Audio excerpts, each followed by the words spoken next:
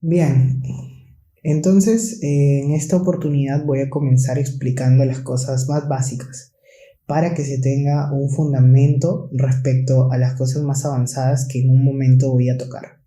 Entonces, lo primero que hay que saber es algo fundamental y es algo que se llama derivadas, ¿ok? Derivadas. Lo que voy a ver son algunas expresiones o son algunas, digamos, ecuaciones dentro de las derivadas, unas cosas que se van a utilizar dentro de los algoritmos de Machine Learning. El primero de estos es algo que se conoce como la regla del exponente. Ahora, otra de las cosas que van a perdonar es que esté grabando todo desde mi computadora. Lamentablemente no cuento con una tablet, por lo que trataré de utilizar el pincel y ser lo más específico, pero disculpen si mi letra no es la mejor. Bien, entonces, ¿cuál es la regla del exponente? La regla del exponente dice que si tú tienes la derivada de una función exponencial de x, por ejemplo, respecto a x, ¿no? Por ejemplo, vamos a resolver para una función de x igual a x al cuadrado, por ejemplo, ya la derivada de esta función, la derivada de x al cuadrado respecto a x, ok, es igual a 2x, ok, esa es la primera o la primera regla que voy a ver. Y luego la segunda regla que también voy a ver, la voy a poner acá, voy a separar esto. Ok, la segunda regla que voy a ver va a ser una llamada la regla de la cadena. Ahora la función de x cambia y ahora la función de x va a ser igual a una expresión como esta, ¿no? Como ven, en este caso la expresión es un poco más compleja que la anterior, por lo que vemos que aquí hay un exponente, pero que está siendo elevado a toda una expresión que depende del componente x. Es por eso que para resolver en este caso, lo que se hace es hacer un ligero cambio de variable, en donde esto se conocería como una función θ, ¿ok? Que también va a depender de x, ¿verdad? Pero elevado al cubo.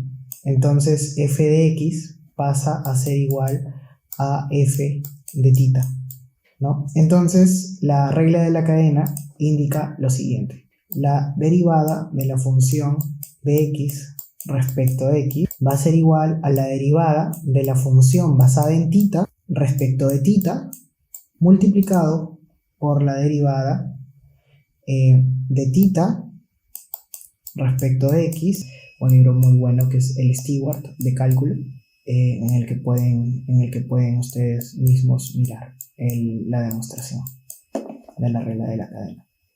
Algo que no dije es que aquí en la regla del exponente esto queda el exponente menos 1, ¿no? En este caso, por ejemplo, aquí sería 2 menos 1. En realidad es esto lo que queda, ¿no? En el caso, por ejemplo, si en vez de x al cuadrado fuera x a la cuarta, al hacer la derivada, lo que resultaría sería 4x al cubo, ¿ok? Porque el exponente queda reducido en una unidad. Entonces, tal cual, repetimos lo mismo, la derivada de f de x respecto de x, ¿okay? Va a ser igual a la derivada θ al cubo respecto de θ, y tiene que ser multiplicado por la derivada de θ de x, que va a ser toda la expresión respecto de x. La derivada de θ al cubo respecto de θ, ya lo hemos visto, vendría a ser lo mismo que acá, solamente que en vez de x al cuadrado vendría a ser x elevado al cubo, ¿no? Esto lo voy a dejar en idem, va a ser igual a 3 veces θ elevado al cuadrado, ¿no? El exponente reducido en una unidad, igual que vimos aquí, multiplicado por la derivada de esto, que nuevamente tenemos un exponente que vendría a ser igual a 4 veces x. 4 veces x. Este 3 pues es una constante y la derivada de una constante siempre es 0, por lo que se puede eliminar de la expresión. Quedaría igual a 3θ al cuadrado por 4x. Hacemos nuevamente el cambio de variable, por lo que al final tendríamos que todo esto es igual a 3 multiplicado por la expresión multiplicado por 4x, que vendría a ser la derivada de la expresión inicial f de x utilizando la regla de la cadena. ¿Ok? Bueno, por último, el último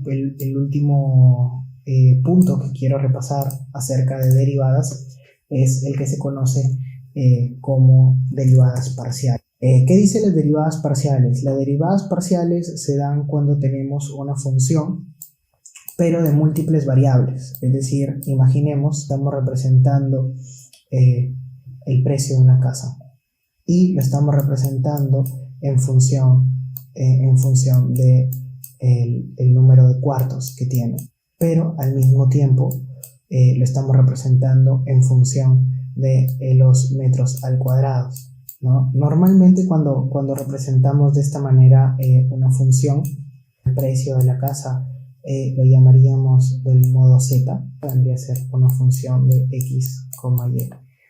Existen varios tipos de representación sistemática. Algunas de las representaciones más usuales es colocar z es igual a f de x1, x2. También en algunos casos se coloca de esta manera o de esta manera. Ambas representaciones son correctas para fines prácticos y en este ejemplo lo vamos a representar de esta manera.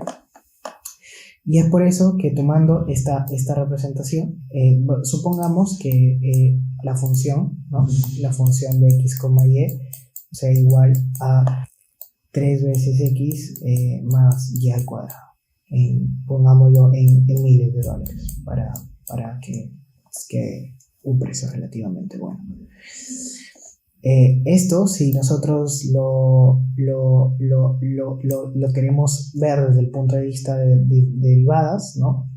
Tenemos que sacar ahora derivadas parciales. Entonces decimos la derivada de f de x, y, ok, va a respecto de x, por ejemplo, va a ser igual, y hacemos como que los valores de y son constantes. Es como si acá tuvieses una k en vez de y al cuadrado, por lo que esto te quedaría nada más 3, ¿no? Y la derivada parcial de la función de x, y respecto de y, ¿no? Respecto de y te quedaría igual a esto si fuera como una constante, ¿no? Como una constante, por lo que desaparece, te quedaría igual a 2y. Como ves, las derivadas parciales lo único que hacen es tratar una variable como si fuese la variable de observación y la otra la dejan constante y por lo tanto se eliminan de la expresión. Ok, esto es por ahora los puntos que quería ver. En el próximo video de esta serie de cursos, de esta clase, vas a ver otras cosas más que considero que son importantes antes de entrar a la parte de Machine Learning.